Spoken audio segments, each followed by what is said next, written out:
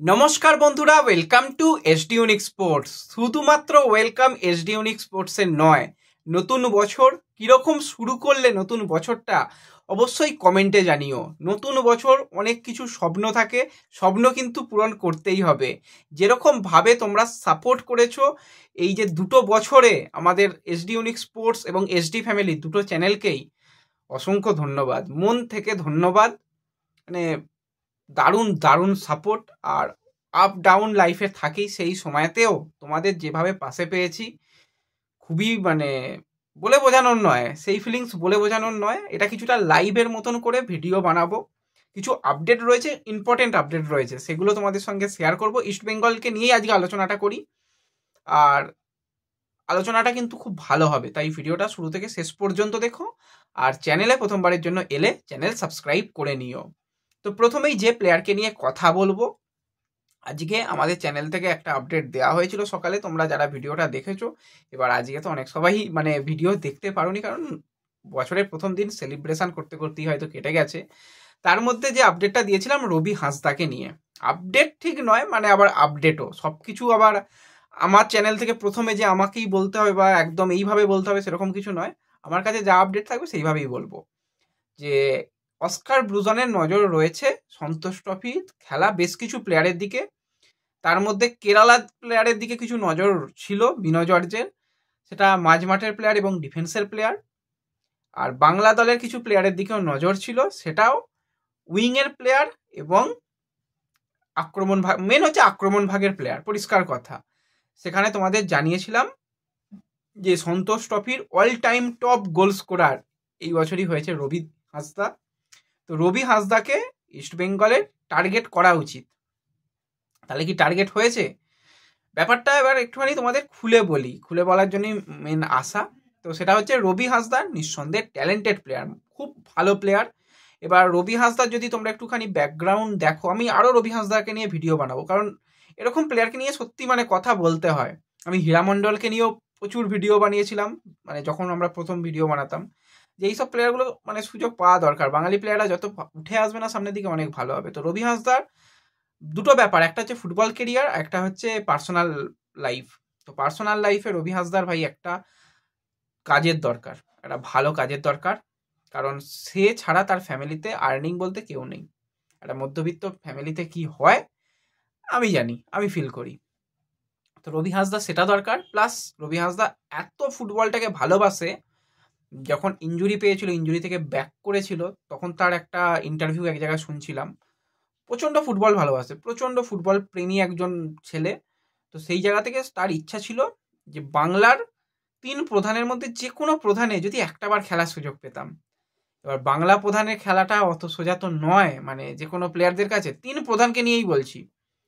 দেখবে আমাদের বাঙালি প্লেয়াররা, মনিরুলের কথা আমি যদি বলি, মনিরুল এখন বেঙ্গালুরুতে খেলছে, আর একটু ভালো খেলুক, ঘুরে ফিরে বাংলায় আবার আসবে, কিন্তু একটু বাইরে থেকে ঘুরে আসতে হবে, সার্কেলটা একটু অন্য কিছু করতে হবে।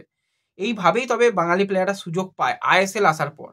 আই লিগের সময় ব্যাপারটা আলাদা ছিল। তো সেক্ষেত্রে ওই রবি হাঁসদার ক্ষেত্রেও ব্যাপারটা তাই। যাই হোক, রবি হাঁসদা নিজেকে প্রমাণ করেছে, সিএফএলেও ভালো খেলেছিল, আর সন্তোষ ট্রফিতে তো নিজের সেরা ফর্মে রয়েছে, এই মুহূর্তে নিজের সেরা ফর্মে রয়েছে। তো সেক্ষেত্রে অস্কার ব্রুজনের পছন্দ হয়েছিল এই প্লেয়ারটাকে, ম্যানেজমেন্টকে জানিয়েছিল। এবার ইস্ট বেঙ্গলে যেরকম অফার রয়েছে, সেরকম মোহামেডানও কিন্তু রবি হাঁসদাকে নেওয়ার ব্যাপারে অফার দিয়ে রেখেছে। দুটো ক্লাবই অফার দিয়ে রেখেছে। এই ডিলটা খুব তাড়াতাড়ি হয়ে গেলে মনে হয় ভালো, তা না হলে এই প্লেয়ারকে নিয়ে আরও অনেক কিছু ব্যাপার হবে। আমি চাই না সেরকম কোনো ব্যাপার হোক, আর প্লেয়ারটা যেন ফুটবলে কোনো রকম নষ্ট কিছু নষ্ট না হোক। তো সেক্ষেত্রে রবি হাঁসদাকে নিয়ে কিন্তু 2 প্রধানই লড়াইয়ে নেমেছে। রাতারাতি কিছু হয়ে গেলেও অবাক হবো না, যদি কালকেই কিছু তোমরা দেখো তাহলেও কেউ অবাক হবে না, বা পরেও যদি হয় অবাক হবে না। আমি তো চাই ভাই যে কোনো প্রধানে খেলুক, যে কোনো প্রধানে খেলুক, খেলুক, গেম টাইম পাক, এটা কিন্তু চাই। তো অবশ্যই রবি হাঁসদার জন্য একটা যদি এরকম ক্লাব পায় এবং যদি আইএসএল খেলে তো অনেক অনেক ভালো হবে।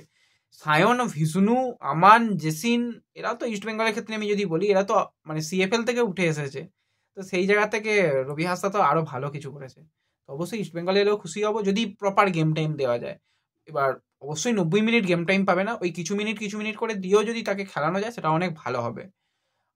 ডেভিড ছাড়া তো ইন্ডিয়ান স্ট্রাইকার নেই, অনেকে জেসিনের কথা বলবে, জেসিন ভাই উইঙ্গার, পারফেক্ট স্ট্রাইকার নয়। ভিষ্ণুও উইঙ্গার, আমান উইঙ্গার, ডেভিড কিন্তু পারফেক্ট স্ট্রাইকার, বক্স স্ট্রাইকার, আর রবি হাঁসদাও কিন্তু স্ট্রাইকার। তো এইদিকে দেখা যাক, এটাকে নিয়ে বেশ টানাটানি হবে। তো এরপরে আমরা পরের টপিক নিয়ে আলোচনা করি, সেটা হচ্ছে একজন বিদেশি প্লেয়ারকে নিয়ে হঠাৎ গুঞ্জন বাজারে তৈরি হয়েছিল। আজকে একটা বড় জায়গা থেকে আপডেট এসেছে যে সেই প্লেয়ার ইস্টবেঙ্গলে যে আসছেই সেরকমটা নয়। সেই প্লেয়ার আর অন্য কেউ নয়, অ্যাসলের কথা আমরা কয়েকদিন আগেই আলোচনা করেছিলাম যে ইস্টবেঙ্গলে সত্যিই কি অ্যাসলেকে প্রয়োজন, কোথাও কি ভুল হচ্ছে। অ্যাসলেকে টার্গেটে রেখেছে ভাই 21-22 সিজন থেকে খুব সম্ভবত, মানে যে বছর ক্লেটন সিলভা আর এলিয়ান্ড্রো এসেছিল সেই বছরে উইন্টার ট্রান্সফার উইন্ডো থেকে অ্যাসলেকে টার্গেট রয়েছে। অ্যাসলে নিঃসন্দেহে বক্স স্ট্রাইকার হিসাবে খুব ভালো এবং গোল করতে পারে, প্লেয়ারটা মানে গোল কানা নয়, এটুকু বলতে পারি। তো এটা হচ্ছে ম্যানেজমেন্টের চয়েস, ম্যানেজমেন্ট তখন থেকে এই প্লেয়ারকে চয়েস করে রেখেছে। এবার দেখো, যে কোচ দলকে চালাবে সেই কোচেরও তো চয়েস থাকে, কোচের পছন্দের তো কিছু প্লেয়ার আনতে হবে। যেই দলটা এখন ইস্টবেঙ্গলে খেলছে সেটা পুরোপুরি কার্লেস কোয়াদ্রাতের দল, হাতে যেহেতু সুযোগ রয়েছে তো অবশ্যই অস্কার ব্রুজান যেরকম প্ল্যানিংয়ে প্লেয়ার চাইবে, যদি তাকে আনা সম্ভব হয়, অনেক কিছু তো ব্যাপার থাকে। একটা প্লেয়ারকে ওই বললাম তুমি চলে এসো আসে না, অনেক ব্যাপার থাকে, তার কাছে আরও অফার থাকে, অনেক কিছু ফেসিলিটি থাকে, ইত্যাদি ইত্যাদি। তো সেক্ষেত্রে যদি অস্কার ব্রুজান তার পছন্দের কোনো বিদেশিকে নিয়ে এসে দলকে সফল করতে পারে, সেটা মনে হয় অনেক ভালো কাজ হবে। আজকেও যেরকমটা মার্কাস জানিয়েছে যে অ্যাসলে কপে যে আসছেই বা এসে গেছে এরকমটা নয়, মানে এই প্লেয়ার আসছে না এটুকু মোটামুটি বোঝা যাচ্ছে। কেন আসছে না জানি না। যদি শেষ মুহূর্তে অস্কার বলে যে না আমার এর থেকেও আমার পছন্দের প্লেয়ার, অস্কার কিন্তু কিছুদিন আগে জানিয়েছিল একটা ইন্টারভিউতে যে আমার কোনো পুরাতন ছাত্রকেও তোমরা দেখতে পারো বা নতুন কোনো প্লেয়ারকেও দেখতে পারো, বা এরকমও হতে পারে একজন পুরাতন ছাত্র এলো প্লাস একজন নতুন প্লেয়ার এলো, এটাও হতে পারে। এটা কিন্তু অস্কার জানিয়েছে, আমাদের কথা নয়। তো সেই দিনই আলোচনা করেছিলাম আমরা কম বেশি যে ইস্ট বেঙ্গলের দরকার, যেটা মেন দরকার ইস্ট বেঙ্গলের হচ্ছে একজন পারফেক্ট অ্যাটাকার, যে ক্যাম্প পজিশন থেকে খেলতে পারে, একদম সেন্ট্রাল মিডফিল্ডার থেকে অ্যাটাকিং মিডফিল্ডার, ভার্সেটাইল রোল পালন করতে পারে, যেটা কিছুটা বোরহা হেরিরা করতো। মাধি দালাল তো পারফেক্ট ক্যাম্প বা অ্যাটাকিং মিডফিল্ডার, মাঝমাঠ থেকে বল নিয়ে উপরে উঠতে পারে, সেরকম একজন প্লেয়ার দরকার। একজন স্ট্রাইকার এনে ক্লেটনকে ওই নিচে নামিয়ে, এটা মানে কোথাও যেন আমার মনে হচ্ছিল যে এটা ঠিক হচ্ছে না, এটা সঠিক জিনিস হচ্ছে না, কোথাও একটা ভুল হচ্ছে। যেরকম বোরাকে ছেড়ে দিয়ে ভিক্টরকে আনাটা কোথাও একটা ঠিক হয়নি, ভুল হয়েছিল, সেরকম আমারও এটা মনে হচ্ছিল। আগে শেয়ার করেছিলাম 2-3 দিন আগের ভিডিওতে, দেখে নিও, কেউ যেন আবার বলো না। আর সাইনিংয়ের ব্যাপার আমি বারবারই বলেছিলাম, মেডিকেল টেস্ট এবং কিছু অফিসিয়াল সিগনেচার যতক্ষণ না হচ্ছে ততক্ষণ আমরা কখনোই মানে বলতে পারি না যে ডিল ডান। তো মেডিকেল টেস্টের পরে একটা অফিসিয়াল স্টেটমেন্ট আসে প্রি কন্ট্যাক্টের, সেটাও আমরা শুনিনি, আমরা 2-3 দিন আগে ভিডিও দেখে নিও, সেখানে ওই একই কথা বলেছিলাম। হ্যাঁ, কথাবার্তা হয়েছে, কথাবার্তা হয়নি এটা ভুল কথা, কথাবার্তা হয়েছে, এটুকু পারফেক্ট, এটুকু বলে রাখলাম। দেখা যাক কত তাড়াতাড়ি, 1 তারিখ পড়ে গেছে, দেরি করে লাভ নেই, যত তাড়াতাড়ি বিদেশি আসবে এসে মানিয়ে নিতে হবে। মানাতে অন্তত 10টা দিন তো টাইম দিতে হবে, এলো নেমে পড়ো হয় না, এটাই দেখতে হবে। তো দেখা যাক শেষ পর্যন্ত কি হয় না হয়, কয়েকদিনের মধ্যে কিছু আপডেট আসছে, এটুকু বলতে পারি। তো ব্যাস, এই ভিডিওতে এটুকুই আলোচনা করার ছিল। ভিডিও ভালো লাগলে লাইক শেয়ার করে দিও, চ্যানেলে প্রথমবারের জন্য এলে চ্যানেল সাবস্ক্রাইব করে নিও। তো দেখা হচ্ছে পরবর্তী ভিডিওতে, ধন্যবাদ।